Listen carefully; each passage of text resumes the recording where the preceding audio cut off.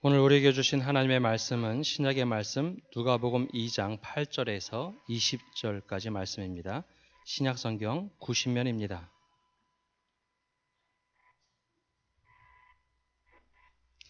이제 하나님의 말씀을 봉독합니다. 그 지역의 목자들이 밤에 밖에서 자기 양떼를 지키더니 주의 사자가 곁에 서고 주의 영광이 그들을 두루 비추매 크게 무서워하는지라. 천사가 이르되 무서워하지 말라. 보라, 내가 온 백성에게 미칠 큰 기쁨의 좋은 소식을 너희에게 전하노라. 오늘 다윗의 동네에 너희를 위하여 구주가 나셨으니 곧 그리스도 주시니라.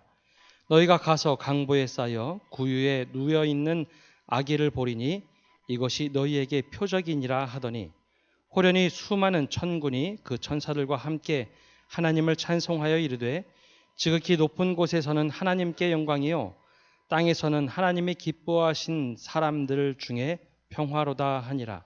천사들이 떠나 하늘로 올라가니 목자가 서로 말하되 이제 베들레헴으로 가서 주께서 우리에게 알리신 바 이 이루어진 일을 보자 하고 빨리 가서 마리아와 요셉과 구유에 누인 아기를 찾아서 보고 천사가 자기들에게 이 아기에 대하여 말한 것을 전하니 듣는 자가 다 목자들이 그들에게 말한 것을 놀랍게 여기되 마리아는 이 모든 말을 마음에 새기어 생각하니라. 목자들은 자기들에게 이르던 바와 같이 듣고 본 그 모든 것으로 인하여 하나님께 영광을 돌리고 찬송하며 돌아가니라. 아멘. 올라오기 전에 장로님께서 오늘 할렐루야 부릅니다. 일어나셨으면 좋겠습니다. 말씀하셨는데요. 원래 할렐루야 찬양을 할 때 이게 중세시대 왕이 일어났습니다. 왕이 일어나면 어떻게 되죠? 예, 왕보다 밑에 있는 사람들은 다 일어나야 되기 때문에 왕이 일어나서 모든 사람들이 일어나서 이 찬양을 들으면서 하나의 전통이 됐습니다. 그래서 어느 나라든지 할렐루야를 할 때는 다들 일어나는 그런 전통을 갖게 됐죠. 오늘 즐거운 성탄절입니다. 우리 본당 1, 2층 그리고 또 영상으로 예배드리는 모든 분들 위해 하나님의 사랑과 축복이 넘치기를 축복합니다. 우리 앞뒤 좌우로 인사를 나누겠습니다. 옆까지만 하지 마시고 앞뒤 좌우로 두 손을 꼭 잡으시고 메리 크리스마스 인사하겠습니다.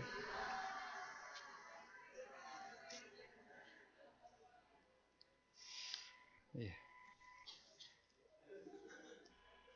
예.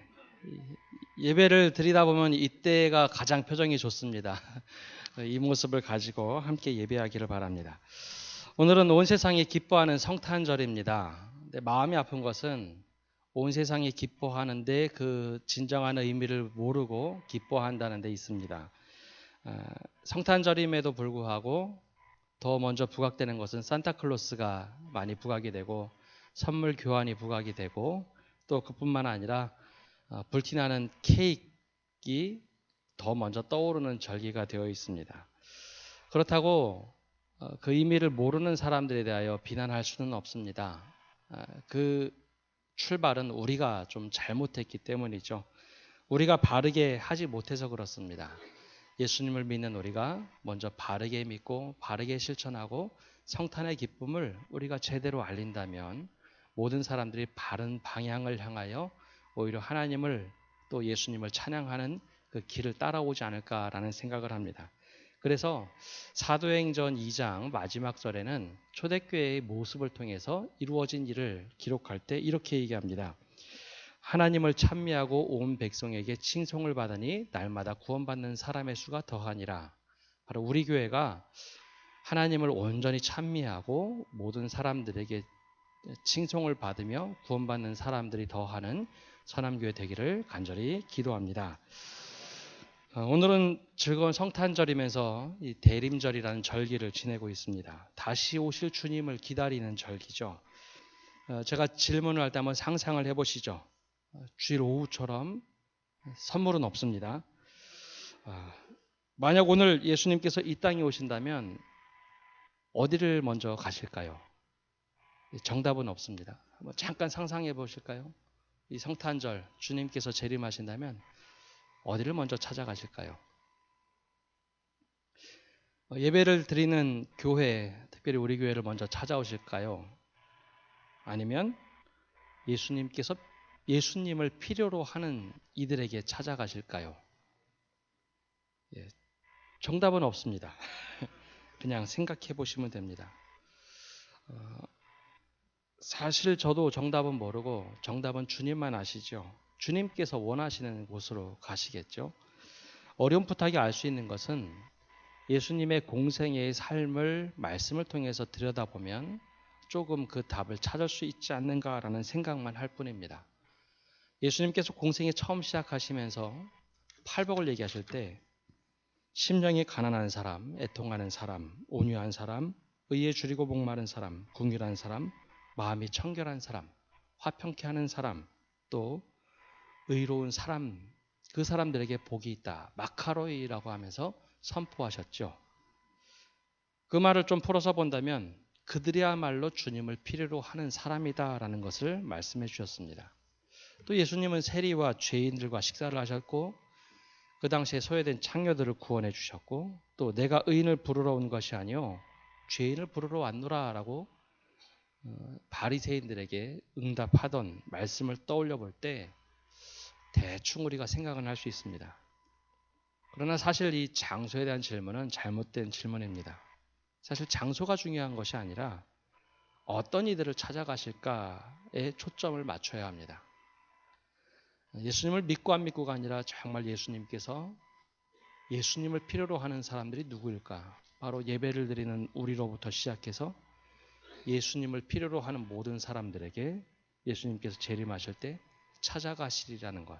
특별히 심령이 가난한 자에게 찾아가시며 하나님을 정말 간구하는 이들에게 찾아가실 것이라는 것.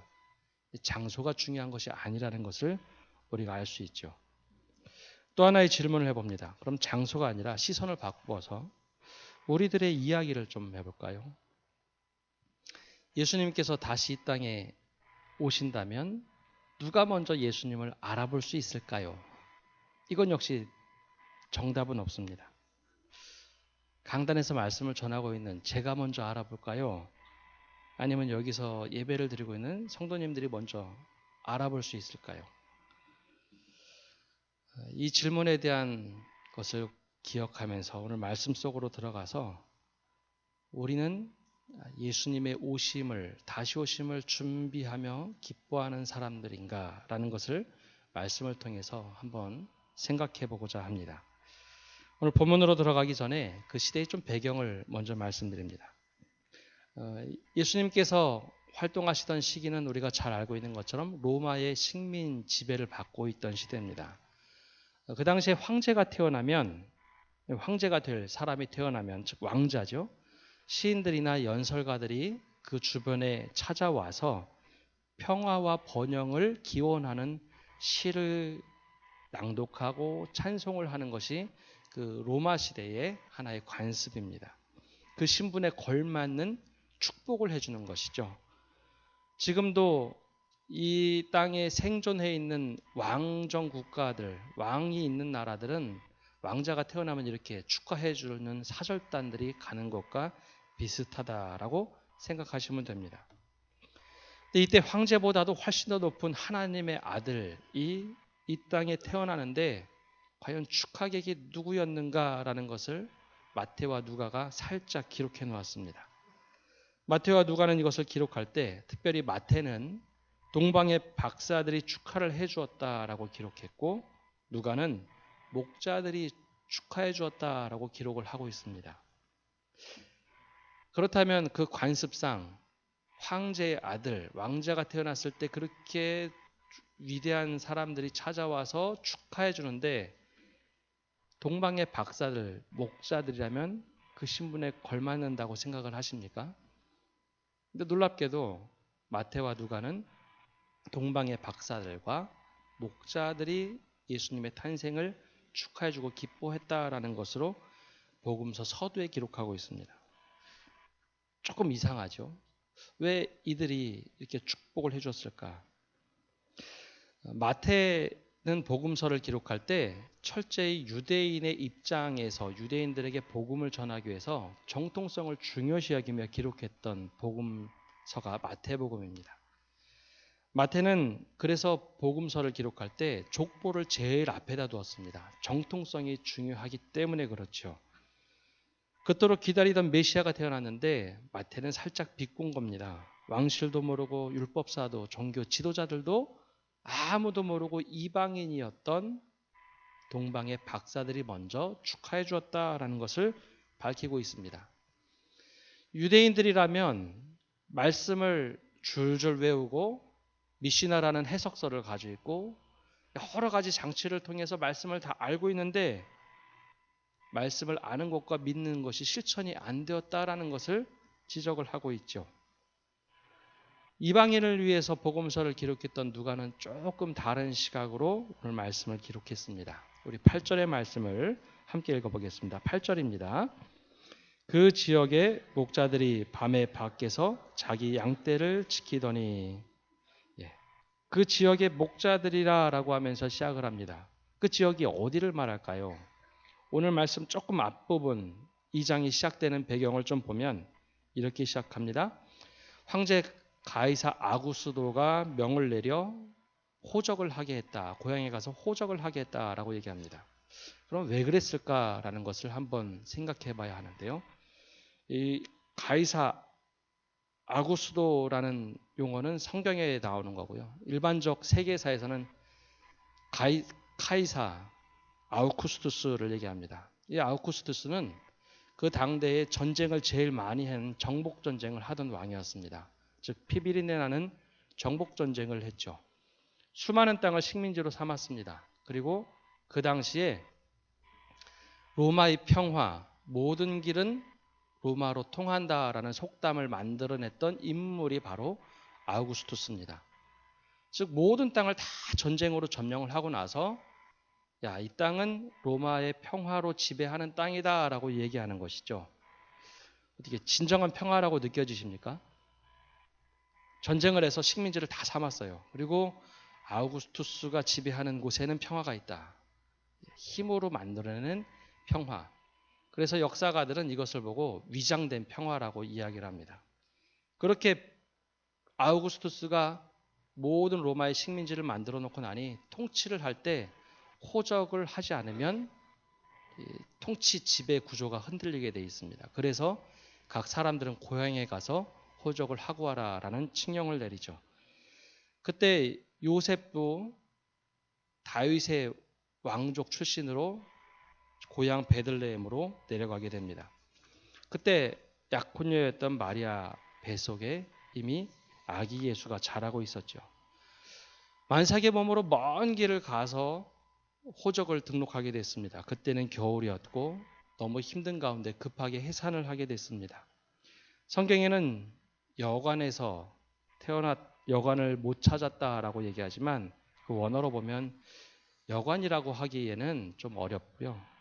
마가의 다락방과 같은 게스트하우스 정도 되는 방 하나짜리 조그만 곳을 얘기합니다. 그것조차 찾지 못해서 이 마국간에서 태어났다고, 구유에서 태어났다고 하는데요. 정확하게는 학자들은 번역이 좀 잘못됐다고 얘기합니다. 구유, 말을 키우는 문화가 아닌데 왜 말구유라고 했을까? 오히려 양을 키우던 그런 헛간이 아닌가라는 이야기를 하죠. 아무튼 그곳에서 아기 예수님이 태어나게 됩니다. 굉장히 대조적이죠. 황제의 아들은 왕실에서 아주 융성한 대접을 받으며 태어나야 하는데 그것에 비해서 하나님의 아들 예수님은 아주 비천한 곳, 거할 처소도 없는 곳에 가셔서 아무 축복 없이 태어났다라는 것이죠. 바로 그곳이 바로 베들레헴, 그곳에 있던 목자들이 바로 베들레헴 목자들을 지칭합니다. 베들레헴 목자 그러면 혹시 떠오르시는 인물 있으신가요? 베들레헴 목자들. 다 아시면서 모르는 척 하시는 것 같은데 베들레헴 목자 그러면 한 목자가 떠오릅니다. 바로 다윗이죠. 다윗이 그 동네에서 태어났습니다. 다윗은 그곳에 수백 년 전에 목동으로 태어나서 그곳에서 자랐죠. 유다 지파의 한 사람. 다윗 시대만 하더라도 목동이 그렇게 천한 직업이 아니었습니다. 사람들이 다 그렇게 지내던 직업이었고, 이스라엘 백성은 유목민 생활을 했기 때문에 이 목축업자에 대해서, 목자에 대해서 그냥 인식이 좋았던 시절이 있었죠. 그런데 예수님 당시에는 시각이 많이 바뀌었습니다. 양을 치는 목자들에게 부정적인 시각으로 바뀌어 버렸죠. 즉 천대하던 시절로 바뀌었습니다. 왜냐하면 목자들이 종교적으로 결탁하여 주도권을 가진 집단이 되었기 때문에 그렇습니다. 예수님께서 한번 성전에 들어가서 성전을 뒤엎으며 청소하신 적이 있죠. 그때 이 성전의 물건, 즉 제사를 드려야 하는 물건들을 매매하며 비싸게 팔았던 이유 때문에 그런데요. 이 목자들이 양을 비싸게 팔기도 했고 또 결탁해서 종교 지도자들과 함께 정치적 주도권을 갖게 되었습니다. 뭐 바리새인 사두개인 정도는 아니더라도 목자들이 그런 일들을 했죠.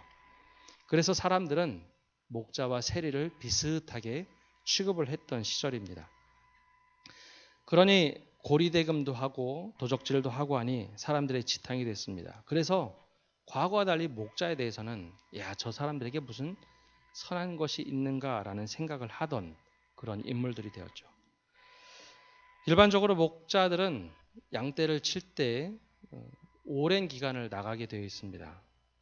혹시 대관령에 가면 양떼 목장이 있는데 가보신 분들 계신가요?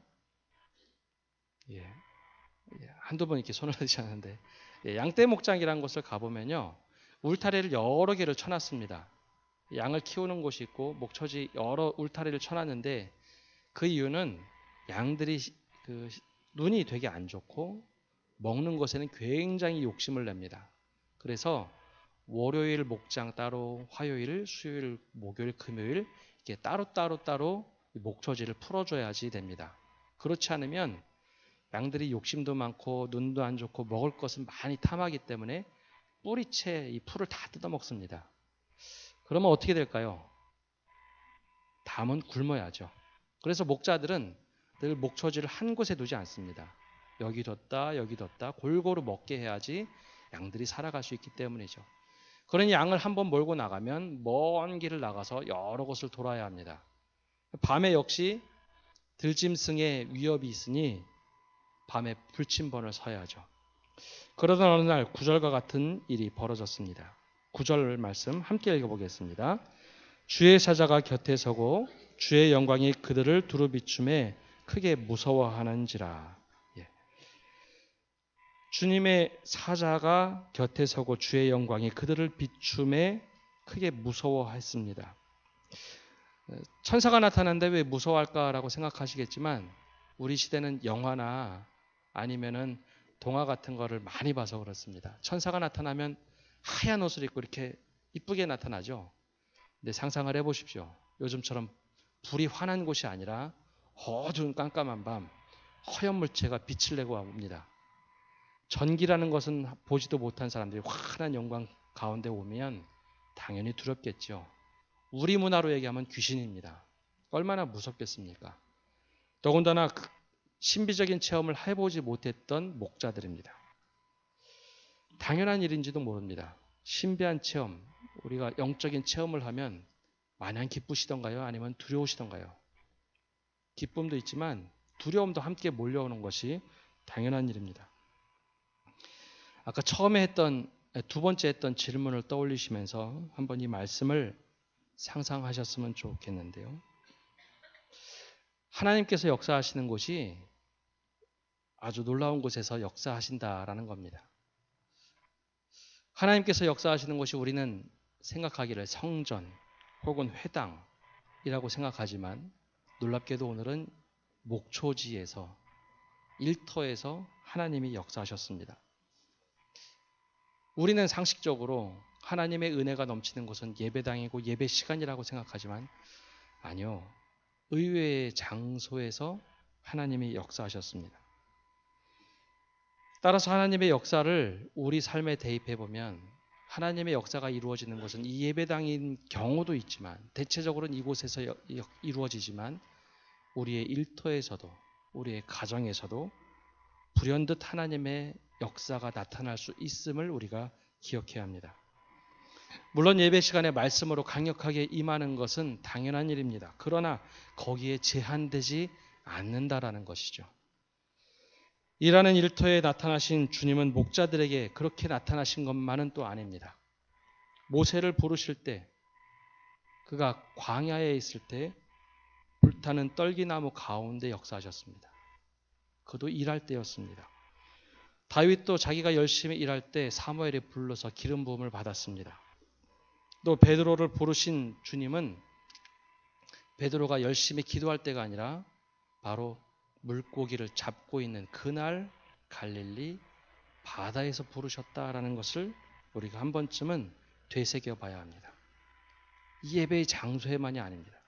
내가 열심히 하는 그 자리에 하나님께서 찾아오실 수 있다라는 겁니다. 그렇다고 예배를 드리지 않아도 된다, 말씀을 몰라도 된다, 그런 말이 아닙니다. 성경을 아는 것은 기본이지요. 그러나 성경을 자세히 보면 나에게 맡겨준 일을 최선을 다하는 그 자리에 역사하시는 하나님의 손길이 더 크게 나타나는 경우가 훨씬 더 많다라는 것입니다. 예배하는 예배 시간에 준비되어져서 하는 그 시간은 맞습니다. 하나님의 사람으로 훈련되어지는 시간이 예배 시간이라면 하나님의 역사는 장소와 시간에 구애받지 않고 내 일터에서도 나타날 수 있음을 기억하셔야 됩니다. 또 한 가지는 우리 상식으로는 하나님이 쓰시는 사람은 준비가 잘 된 사람들이라고 생각하지만 물론 일반적으로 그렇습니다. 그러나 하나님은 이것도 뛰어넘으시는 분입니다. 내 생각의 틀에 갇혀서 하나님은 이렇게만 역사하셔야 돼 라고 하는 그 틀을 뛰어넘으시는 분이라는 겁니다. 누가가 복음서를 기록하면서 예수님의 탄생의 목자들의 이야기를 이렇게 길게 쓴 이유는 유대인들 스스로 천시하던 목자들에게 예수님의 탄생을 고지했다라는 겁니다. 그들 역시 하나님께서 필요로 하셔서 사용하시면 사용하는 존재가 되었다라는 것이죠. 그들이 존귀한 사람들이 되었음을 오늘 말씀을 통해서 보여주고 있습니다. 신비적인 영적인 체험을 전혀 하지 못한 사람들인데 그날 천사들이 나타나서 예수님의 탄생을 알려주는 일, 이것이 하나님께서 하시는 일이라는 것이죠. 일반적인 생각을 뛰어넘는 것이 하나님의 방법입니다. 그래서 하나님의 말씀을 듣고 반응하는 이들에게 하나님께서는 역사하실 때가 훨씬 많다라는 것을 기억해야 합니다. 그리고 계속해서 오늘 말씀으로 이어갑니다. 10절에서 12절 말씀은 제가 읽어보겠습니다. 천사가 이르되 무서워하지 말라. 보라, 내가 온 백성에게 미칠 큰 기쁨의 좋은 소식을 너희에게 전하노라.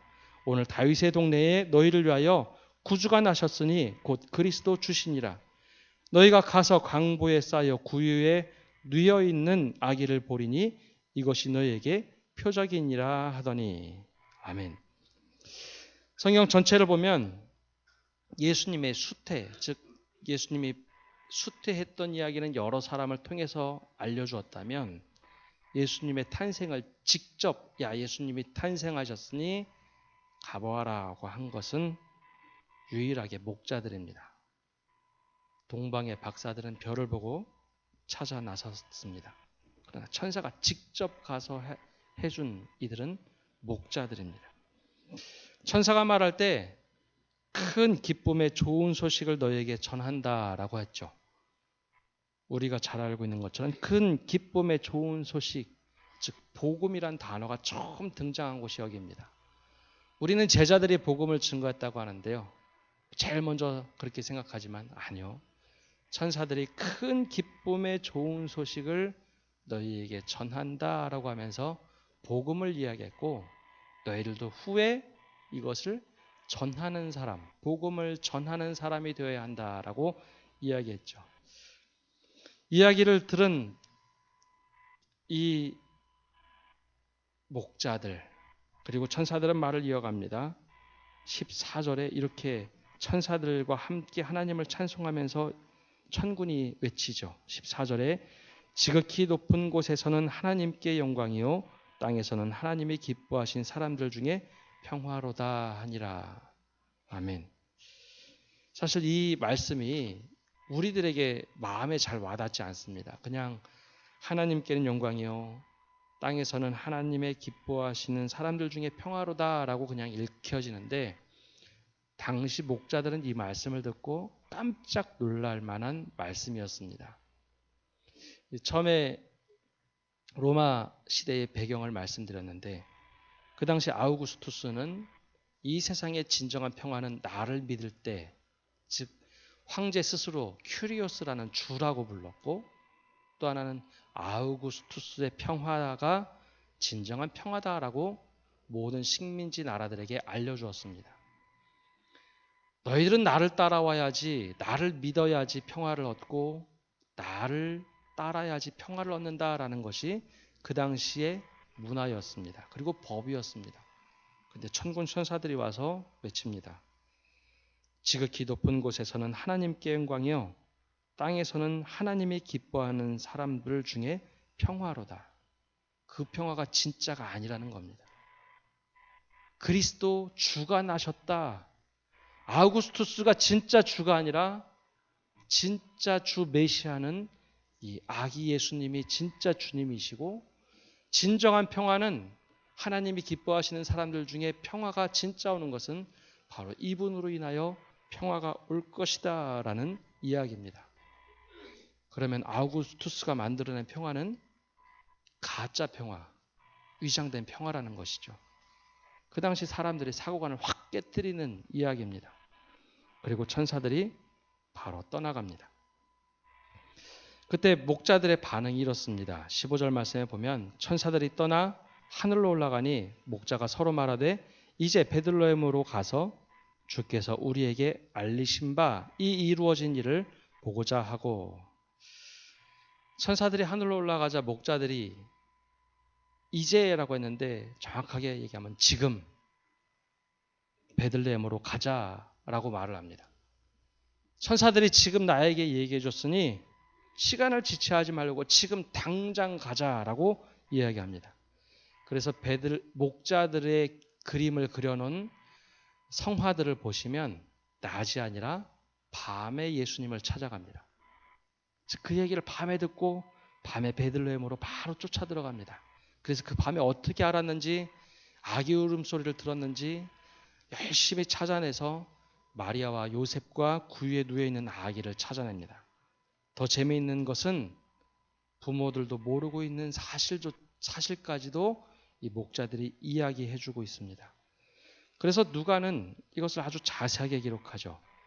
17절과 18절을 보면 이렇게 얘기합니다. 보고 천사가 자기들에게 이 아기에 대하여 말한 것을 전하니 듣는 자가 다 목자들이 그들에게 말한 것들을 놀랍게 여기되 마리아는 이 모든 말을 마음에 새기어 생각하니라.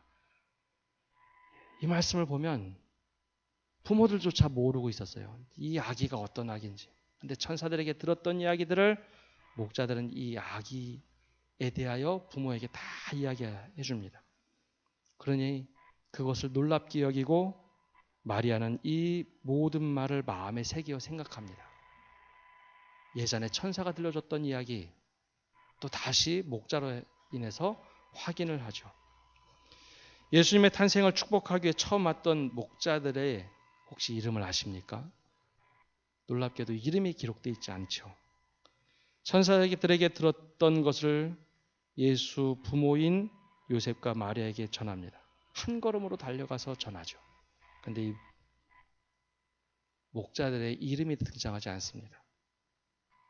그리고 이 말을 다 전하고 아기께 경배하고 찬송을 하고 자신들이 한 일을 다 끝내놓고 어떤 요구도 하지 않습니다. 메시아가 될 뿐인데 저희를 생각해 주십시오. 그 말 하지도 않습니다. 그리고 끝나자마자 20절 마지막 말씀처럼 그냥 돌아가 버립니다. 제자들보다 오히려 더 멋진 사람들이 아닙니까? 이 제자들은 예수님과 함께 할 때 마지막에 누가 오른편에 앉을 거닌가 막 싸웠죠. 이 목자들은 그러지도 않았습니다. 천사들에게 들은 말을 듣고 부랴부랴 쫓아가서 경배하고 그리고 자신들이 할 일을 딱 끝내고 그냥 그 자리를 떠나갑니다. 오늘의 말씀을 맺습니다. 말씀을 아는 것 대단히 중요합니다. 더 중요한 것은 말씀을 아는 것과 믿는 것이 하나가 되어 그것을 실천할 때 말씀의 역사가 나타납니다. 오늘 말씀에는 이름도 밝혀지지 않은 무명의 목자들이 등장을 하죠. 어디에도 드러나지 않는 단 한 번 등장하는 목자들입니다. 예수님께서 이 땅에 오실 때 예수님을 축하해 준 이들은 믿음이 좋은 종교 지도자들도 율법사, 사두개인, 바리새인 그들이 아닌 베들레헴의 목자들입니다. 곧또 무명의 목자들입니다. 그들만큼은 천사들이 가르쳐준 것을 그대로 믿었고 그대로 실천했던 이들이라는 것을 기억해야 합니다. 그리고 자신의 이름이 드러나지 않아도 괜찮은 곳에서 하나님의 일을 하는 그들이었습니다. 바로 교회는 이런 분들이 차고 넘쳐야 합니다. 그들은 믿음을 가지고 살다가 자신의 일터에서 부름을 받은 사람들입니다. 천사들의 현현에 반응을 했던 사람들임을 기억해야 합니다. 우리는 일반적으로 거룩한 것과 세속적인 것을 자꾸 나누려는 이분법적 사고를 합니다. 그러나 하나님은 하나님의 나라를 이야기할 때 거룩한 것과 세속적인 것을 구분하지 않습니다. 하나님이 거하시는 곳이 거룩한 곳이 되고 오히려 내가 거룩하니 너희도 거룩하라 말씀하시며 내가 거룩한 내가 세속적인 사람을 만난다고 할 때 내가 부정에 타는 것이 아니라 구약의 사고를 자세히 보면 거룩한 존재가 세속한 존재를 만나면 오히려 거꾸로 그가 거룩해져 간다라는 것을 알려줍니다. 하나님은 세속적인 것, 거룩한 것을 구분하지 않고 오히려 하나님과 함께하는 것을 거룩하다 말씀하며 중요하다고 여기십니다. 그렇게 우리에게 맡겨진 교회에서의 일뿐만 아니라 우리에게 맡겨진 모든 일은 거룩한 것임을 기억하고 그곳에서 어떻게 말씀을 따라 살 것인지 실천하는 그리스도인이 되어야 합니다. 더 나아가 말씀에 응답할 때 계산하고 또 계산하고 조건과 상황을 따지는 것이 아니라 말씀이 그대로 이루어질 수 있도록 내 자신을 열어서 그 말씀을 듣고 실천하는 것이 필요합니다. 천사들이 하늘로 올라가서 그들은 당장 오늘 이 말씀이 이루어지는가 보고자 베들레헴으로 달려갑니다. 그리고 아기 예수를 만나 축복하고 그 부모들에게 알려주고 호련히 그 자리를 떠납니다. 말씀을 듣고 반응하는 것 바로 우리의 모습이어야 합니다. 이 기쁨의 성탄 말씀을 통해 우리가 들었던 것처럼 다시 오실 주님을 늘 맞이할 수 있는 준비된 사람이 되기를 바라며 또한 더 나아가서 이 목자들의 모습이 우리의 모습이 되기를 바랍니다. 다짐하며 살아가는 모든 선함교회 믿음의 가족들 되시기를 간절히 축복합니다. 기도하겠습니다. 은혜가 풍성하신 하나님, 이 땅에 오신 주님을 찬양합니다. 또한 성탄을 기뻐합니다. 그리고 다시 오실 주님을 늘 고대하며 준비된 삶을 살게 하옵소서. 무명의 목자들처럼 우리를 부르실 때 반응하게 하시고 그 자리에 서서 응답하게 하옵소서. 일터에서 가정에서 최선을 다하며 살 때 역사하시는 하나님을 경험하게 하시고 늘 겸손히 주님의 뜻을 따라 사는 저희 한 사람 한 사람 되게 하옵소서. 예수님의 이름으로 기도합니다. 아멘.